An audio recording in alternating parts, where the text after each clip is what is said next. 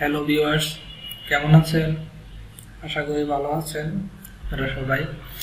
আমরা আমাদের নিয়মিত যে প্রোগ্রাম কন্টিনিউ করতেছি, এক্সেল প্রোগ্রাম, তার তৃতীয় ক্লাসে আজকে এসেছি।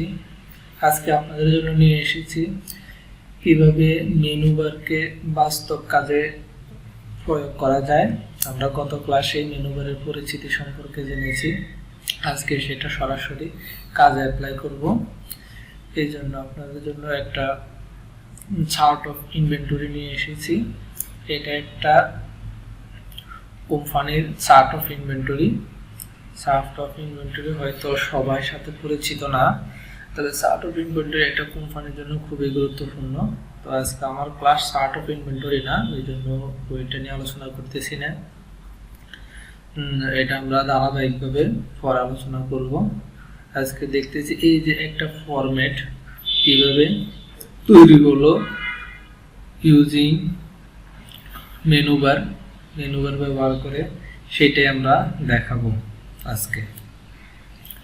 তবে চার্ট অফ ইনভেন্টরি হচ্ছে যারা যেসব কোম্পানি প্রোডাক্ট নিয়ে বিজনেস করে ওই সব কোম্পানির।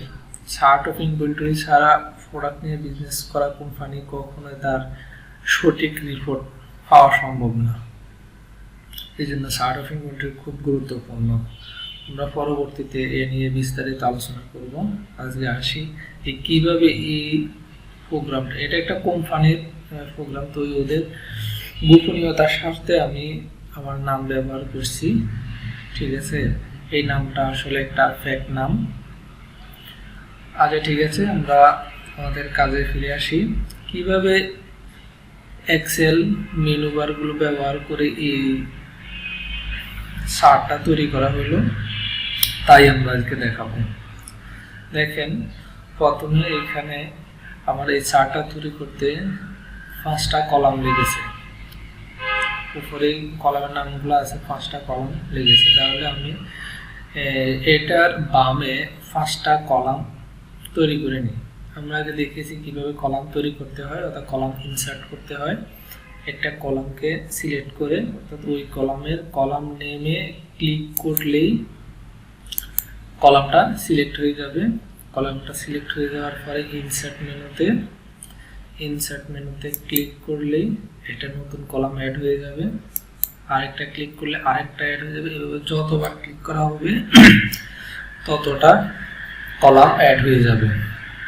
এছাড়াও আমরা যদি কলাম নেমের মধ্যে কার্সর রেখে মাউসের রাইট ক্লিক করে এরপরে নিচে দেখতে পাই যে ইনসার্ট, এই ইনসার্টে ক্লিক করলে কলাম জেনারেট হয়ে যায়।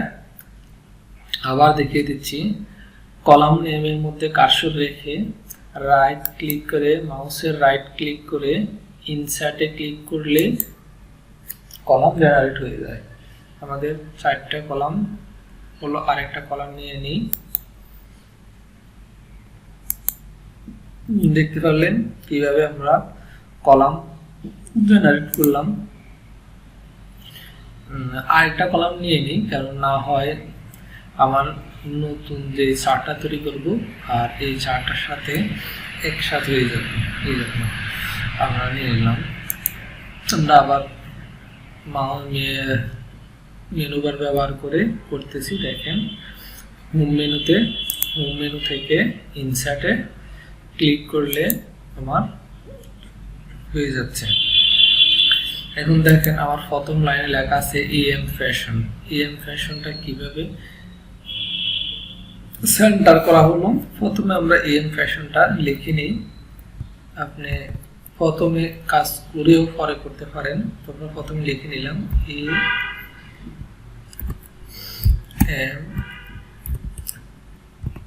Fashion, EM fashion. তার জন্য কি করতে হবে, আমি যতগুলো কলামের সেন্টারে এই লেখাটা রাখবো ঠিক ততগুলো কলাম সিলেক্ট করে নিতে হবে। যেমন আমি 5টা কলাম, অর্থাৎ A থেকে E পর্যন্ত এই কলামগুলোর সেন্টারে এই লেখাটা রাখতে চাই, তাহলে এইগুলো সব সিলেক্ট করে নিলাম।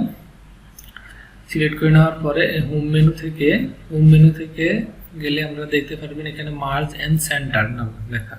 এই মার্জ এন্ড সেন্টারে ক্লিক করলেই অটোমেটিকলি এটা মার্জ এন্ড সেন্টার হয়ে যাবে। এরপরে দেখতে পাচ্ছেন লেখাটা কিন্তু আমাদের রোর ঠিক মাঝখানে না, এই ঠিক মাঝখানে না, একবারে বাটমে পড়েছে রোর।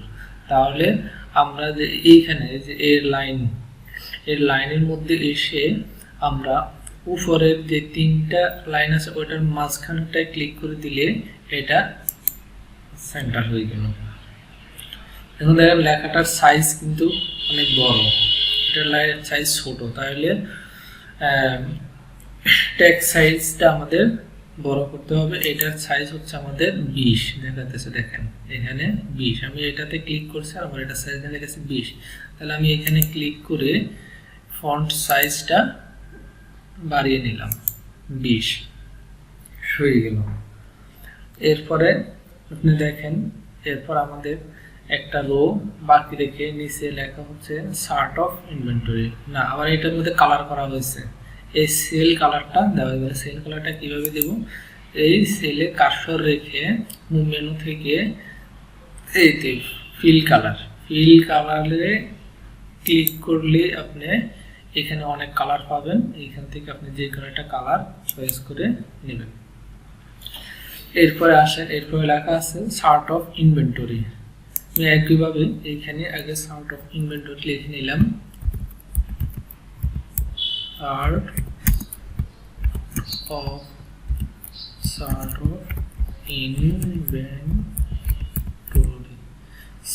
Of inventory. এখন একইভাবে চার্ট অফ ইনভেন্টরি আমি যতগুলো কলামের মাঝখানে রাখতে চাই ততগুলো কলাম আগে সিলেক্ট করে নিতে হবে। সিলেক্ট করে মার্জ এন্ড সেন্টারে ক্লিক করে এর ফন্ট সাইজ দিয়ে দিতে হবে। ফন্ট সাইজ 14 দিয়ে দিলাম। এরপরে আমাদের টেক্সটটা কালার করা হয়েছে, শুধু টেক্সটটা কালার করা হয়েছে, এখানে সেল কালার করা হয় নাই। তাইলে আমার এখানে যেতে বাবা হোম মেনু থেকে এবার আসুন, এখানে আছে ফন্ট কালার নামে পাশেই ফন্ট কালারে ক্লিক করলে আমি এখান থেকে কালার চয়েস করে নিতে পারলাম, ফন্ট কালার হয়ে গেল। এবার আসি আমাদের আরো কিছু লেখা বাকি আছে। মেইন প্রথমে একটা লেখা আছে আমাদের মেইন ক্যাটাগরি। আমরা প্রথমত আমাদের যে টেক্সটগুলো আছে ওই টেক্সটগুলোকে সাজাই নেই। দেখেন মেইন ক্যাটাগরিটা আমার পুরো ফরম্যাটটা ঠিক মাঝখানে হচ্ছে মেইন ক্যাটাগরি। তো আমরা উপর দিকে কিছু রো খালি রেখে মেইন ক্যাটাগরিটা লিখি মেইন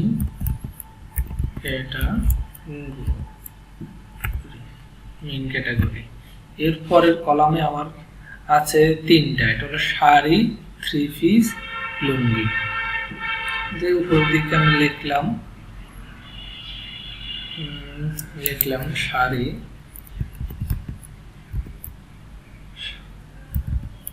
শাড়ি 3 পিস, 3 পিস। এরপরে আছে আমার লুঙ্গি,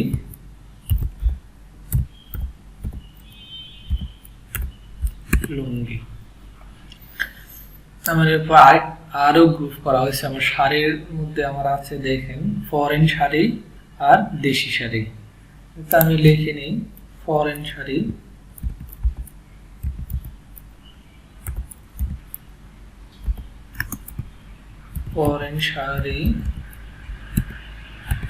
এরপরে আছে দেশি শাড়ি,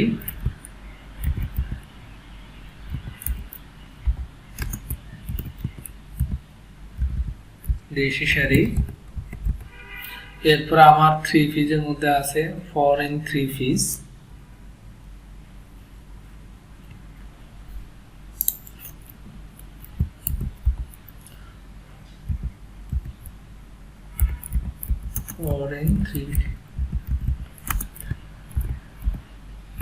ফরেন থ্রি পিস,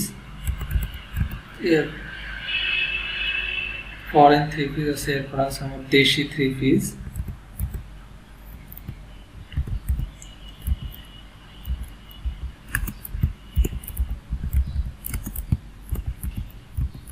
দেশি থ্রি পিস।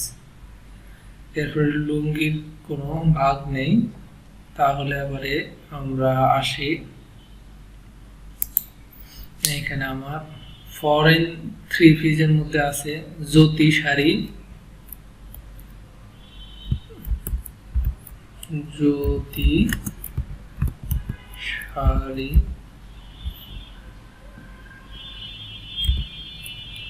শাড়ি, জ্যোতি শাড়ি, আইসিকে শাড়ি, আইসিকে শাড়ি,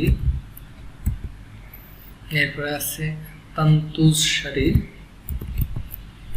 তন্তুজ শাড়ি, এরপরে আছে লাকনো শাড়ি, লাকনো শাড়ি। আমরা তো লিখে দেখালাম, এখন আমরা বলছিলাম যে আমাদের তো কপি পেস্টেরও কাজ আছে এখানে, আমরা কপি পেস্ট করে দেখাই বাকিটা কেমন। ঠিক আছে, এখন আমার দেশি শাড়ির এখন দেখুন দেশি শাড়ি, দেশি শাড়ির মধ্যে আমার এগুলো আছে। তাহলে আমি আগে দেশি শাড়ির আগে আমার একটু সেল বাড়াইনি, রো বাড়াইনি। আমার দেশি শাড়ির মধ্যে রো আছে আমার এই 3টা রো দেখা যাচ্ছে, তাহলে আমি রো বাড়াই নেই। আমার অনেকগুলো দেশি শাড়ি আছে।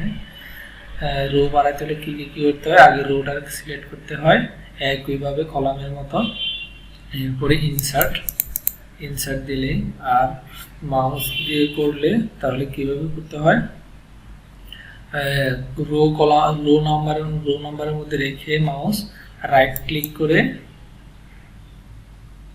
ইনসার্টে ক্লিক করলে হয়ে যায়।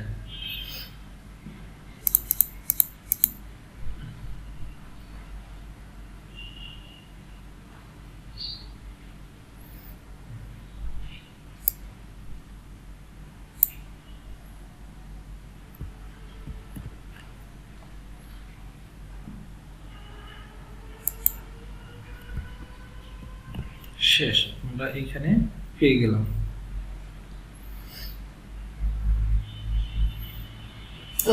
আগের ফরম্যাটটা নষ্ট হয়ে যাচ্ছে, সমস্যা না, আমরা নতুনটা তৈরি করবো কিভাবে ওইটাই দেখা আমাদের মূল বিষয়।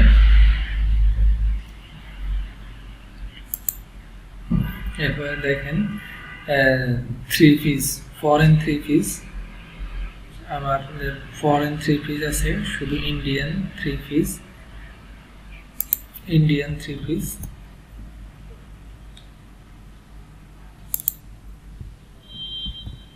ইন্ডিয়ান থ্রি পিস আছে, এরপর আছে পাকিস্তানি থ্রি পিস,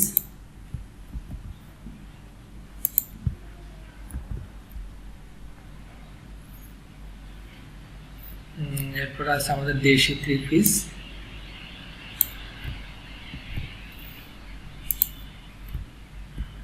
দেশি থ্রি পিস, এরপরে আমাদের ইন্ডিয়ান থ্রি পিসের মধ্যে আছে লাকনো থ্রি পিস। আচ্ছা, আমাদের কপি কিভাবে করবেন, কপি হলো সেলের মধ্যে কার্সরটা রেখে আমি মাউস দিয়ে কিবোর্ড দিয়ে করে নিয়েছিলাম এতক্ষণ, মাউসটা কার্সর সেলের মধ্যে মাউসটা রেখে এই যে আমাদের কপিতে ক্লিক করবেন, এরপরে যে জায়গায় পেস্ট করতে চান ওইখানে আমাদের ইন্ডিয়ান থ্রি পিসের মধ্যে ইন্ডিয়ান থ্রি পিস আমরা এই কলামে ইন্ডিয়ান থ্রি পিসের মধ্যে রেখে আবার পেস্টে উঠলে হয়ে গেল লাকনো থ্রি পিস। এরপরে আছে আমাদের পাকিস্তানি থ্রি পিসের মধ্যে আছে দুইটাই সিলেক্ট করতে হবে। একটার মধ্যে দেখেন সেলের মধ্যে কাঁসাটা রেখে ওইখানে মাউস ক্লিক করে চাপ দিয়ে, মাউসটাকে ক্লিক বাটন চাপ দিয়ে ধরে নিচের দিকে টান দিলেই অটোমেটিক সিলেক্ট হয়ে গেল। এরপরে কপিতে ক্লিক করলে কপি দেখাচ্ছে এটা যে এটা কপি হয়ে গেছে। এখন আমরা এখানে ক্লিক করলেই কি হলো, পেস্ট। এই জায়গায় রাখবো, ওই জায়গায় আমি পেস্ট করে দিলাম। এখন দেখেন লেখাগুলো কিভাবে দেখা যাচ্ছে, একটা লেখার ভিতর আরেকটা লেখা ঢুকে গেছে, আরেকটা লেখার ভিতর আরেকটা লেখা ঢুকে গেছে। এইটার জন্য আমরা প্রথমে দেখেন আমাদের এই কলামে মেইন ক্যাটাগরিটা আমাদের এই কলামের মধ্যে জায়গা হচ্ছে না, এটা চলে আসছে বি কলামে। তাহলে আমরা মেইন কলামটাকে সিলেক্ট কিভাবে করতে হয়, মেইন কলামের নেমের মধ্যে কার্সর রেখে জাস্ট দুইটা ক্লিক করে দিলেই হয়ে গেল। ঠিক আছে, দুইটা ক্লিক করে দিলে হয়ে গেল। একইভাবে আসি বি কলামের মধ্যে কার্সরটা ক্লিক করে বি কলাম সিলেক্ট করে আপনারা দেখেন এই যে কার্সরটাকে ঠিক লাইন কলামের যে দাগটা আছে ওই দাগের মধ্যে আনলেই কার্সরটা আমার প্লাস আকৃতি হয়ে যাচ্ছে। তো এই মুহূর্তে মাউস এই জায়গায় রেখে দুইটা ডাবল ক্লিক করলে হয়ে যাবে। আবার দেখেন সি কলাম, একইভাবে সি কলামে আমি বারবার দেখাচ্ছি বিষয়টা। দেখেন সি কলামে নেমে কার্সর রেখে ক্লিক করলে কলামটা সিলেক্ট হয়ে গেল, আর কলামের যে লাইন আছে দাগটা আছে ওই দাগের মধ্যে মাউস রেখে মাউসের ডাবল ক্লিক করলেই লাইনটা অটোমেটিকলি তার প্রয়োজন অনুসারে নিয়ে যাচ্ছে। সেম ভাবে আমরা এগুলো করে নিলাম।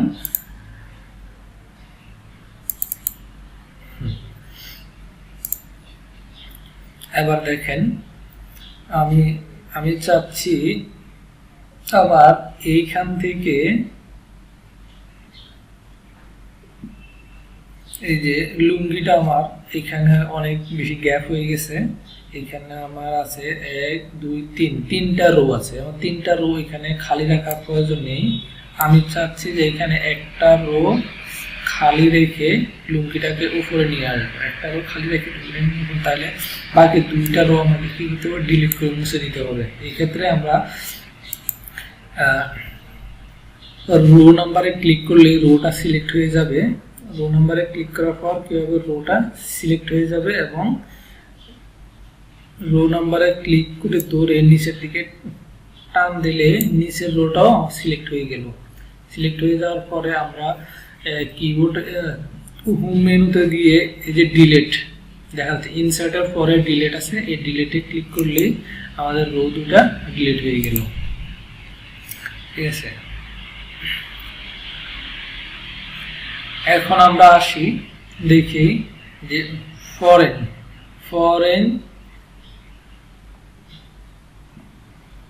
এই যে শাড়ি, আমাদের শাড়ি আইটেম আছে ফরেন শাড়ি আর দেশি শাড়ি। তাহলে এই ফরেন শাড়ি এবং দেশি শাড়ির আমরা কোনো মেইন ক্যাটাগরিটা করি নাই। মেইন ক্যাটাগরি আমাদের এই লুঙ্গি থেকে শুরু করে শাড়ি পর্যন্ত এই জায়গাটা ঠিক মাঝখানে আমাদের মেইন ক্যাটাগরিটা থাকবে। তাহলে এই ক্ষেত্রে আমাদের এই লুঙ্গি থেকে ধরে শাড়ির বরাবর ধরে নিচের দিকে মাউস টান দিলেই লুঙ্গি পর্যন্ত সিলেক্ট হয়ে গেল। এখন আমরা মার্জ এন্ড সেন্টারে ক্লিক করলাম। মার্জ এন্ড সেন্টার, দেখেন মার্জ এন্ড সেন্টারে ক্লিক করার পরে আমার লেখাটা চলে আসছে ঠিক বটমে, কিন্তু আমি চেয়েছিলাম যে এটা মাঝখানে থাকুক। এই ক্ষেত্রে কি করতে হবে, এই তো হোম মেনুর এই টেক্সট ফরম্যাটের যে আছে এখানে সেন্টার অর্থাৎ মিডল অ্যালাইন ক্লিক করে দিলেই মিডলে চলে আসলো। এরপরে দেখেন একইভাবে আমার শাড়ি এই যে নামটা শাড়িটা আমার শাড়ি আছে ফরেন শাড়ি আর দেশি শাড়ি। ফরেন শাড়ি আমার এইখান থেকে এখান পর্যন্ত হলো শুধু শাড়ির অপশান। তাহলে আমি আমার এইখান থেকে এইখান পর্যন্ত এই জায়গাটা মাঝখানে আমি শাড়িটা রাখতে চাই। তাহলে একইভাবে এই শাড়ির উপরে ক্লিক করে ধরে একেবারে যতটুকু পর্যন্ত নিব ওটুকু পর্যন্ত নিয়ে আমি ছেড়ে দিব। এরপরে মার্জ এন্ড সেন্টার একই রকম ফোর্সে আমরা আবার মিডল অ্যালাইন করে দিলাম, হয়ে গেল সেন্টার। দেখেন থ্রি পিস আছে আমার একেবারে ইন্ডিয়ান থ্রি পিস থেকে শুরু করে আমার বি প্লাস থ্রি পিস পর্যন্ত, এইখান পর্যন্ত। তাহলে এই ক্ষেত্রে আমি যতটুকু প্রয়োজন আবার বলছি, এখানে থ্রি পিসের উপরে কার্সর রেখে ঠিক মাউসটাকে ক্লিক বাটন চেপে ধরে নিচের দিকে টান দিলেই অটোমেটিক সিলেক্ট হয়ে যাবে। সিলেক্ট থাকা অবস্থায় মার্জ এন্ড সেন্টার করে নিলে এটা মার্জ হয়ে গেল, আর মিডল অ্যালাইন করে নিলে মিডল হয়ে গেল, শেষ। আর নাই, আমাদের লুঙ্গির কোনো অপশন নাই, আর তার লুঙ্গি ছেড়ে দিলাম। এবার আসি আমরা ফরেন থ্রি পিস আমার জ্যোতি শাড়ি, আমার ফরেন থ্রি পিস আছে এখান থেকে এখান পর্যন্ত। তাহলে আমি এইগুলোর মাঝখানে রাখবো ফরেন থ্রি পিস। একইভাবে সিলেক্ট করে নিলাম, এরপরে merge and center middle align.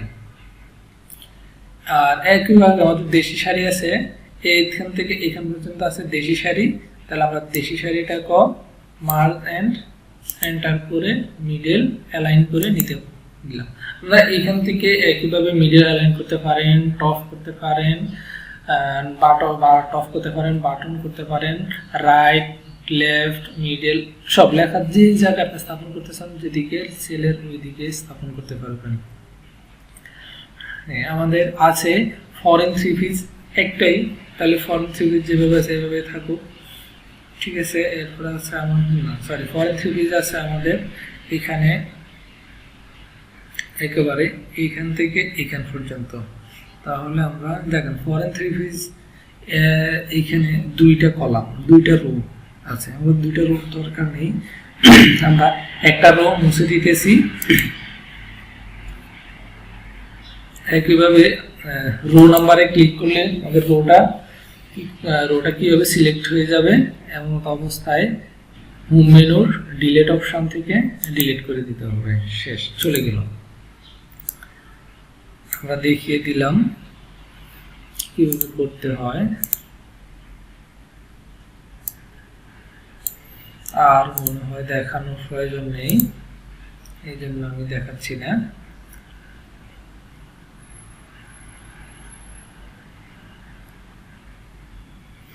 এইখানে দেখুন, এইখানে আমাদের তিনটা রো পড়ে গেছে, আমরা দুইটা রো ডিলিট করে দিয়ে যাচ্ছি আগের মতোই। আমি বলেছিলাম আগে এক্সেল ধরে এক্সেল শিখাবো, ইনশাল্লাহ আমরা একটি করে যখন আমাদের প্র্যাকটিক্যাল কাজ পাবো, আপনি একটা করে কাজ নিয়ে আসবো আপনাদের জন্য, দেখাবো কিভাবে কাজগুলো করা হয়, শেষ। এই মোটামুটি আমাদের সাজানো হয়ে গেল। এখন দেখেন কিছুর মধ্যে আছে সেলগুলো মার্ক করা, আর কিছু সেল মার্ক করা, অর্থাৎ সেল বর্ডার। আমরা সেল বর্ডার মধ্যে এইখানে আসলে হোম মেনুর এই যে অপশন সেল বর্ডার আছে এইখানে ক্লিক করলে, আইকনটাতে ক্লিক করলে আমাদের প্রয়োজনীয় সব বর্ডার এখানে দেখাচ্ছে, যেটা যা প্রয়োজন সে ওই অনুসারে বর্ডার এখান থেকে সিলেক্ট করে নিতে পারে। আমরা অল বর্ডার করে দিব, অল বর্ডার করে দিলে কিছুই হয় নাই। কি কারণে হয় নাই? কারণ আমাদের যে অংশটুকু করতেছে আমরা ওই অংশটুকু আমাদের সিলেক্ট করা নেই। তাহলে এই ক্ষেত্রে সিলেক্ট করার জন্য আমরা প্রথম সেলে কার্সর রেখে মাউসের ক্লিক বাটন চেপে ধরে নিচের দিকে টেনে দিব। একবার আমাদের যতটুকু প্রয়োজন একটু দড়ি সিলেক্ট করে নিলাম, এবারে বর্ডার সিলেক্ট করে দিলাম, এবার হয়ে গেল সব বর্ডার। আশা করি বুঝতে পেরেছেন কিভাবে এই যে মেনু বার ব্যবহার করে বাস্তব কাজটা করা হলো। এছাড়া আবার আপনি এইখান থেকে আইটেম আমরা এই লেখাটাকে একটু বোল্ড করে নেই, বোল্ড করে নিলে এই যে বোল্ডে ক্লিক করলাম, লেখাটা বোল্ড হয়ে গেল। এটাকে একটু বোল্ড করে নেই, একটু ইটালিক করে নিলাম, ভালো দেখাচ্ছে। এইভাবে আপনি আপনার ইচ্ছে মতো লেখাটাকে সাজান, আপনার মতো করে আপনি আর্ট করেন, ইনশাল্লাহ পরবর্তী ভিডিওতে দেখা হবে। আশা করি ভালো লেগেছে। যদি ভালো লেগে থাকে লাইক, কমেন্ট, শেয়ার এবং সাবস্ক্রাইব করলে আমাদের সাথে থাকুন। ইনশাআল্লাহ আপনাদের কিছু না কিছু শিখাবো। দোয়া রাখবেন আমার জন্য। ওকে, আজকের মধ্যে এখানে বিদায়। আল্লাহ হাফেজ।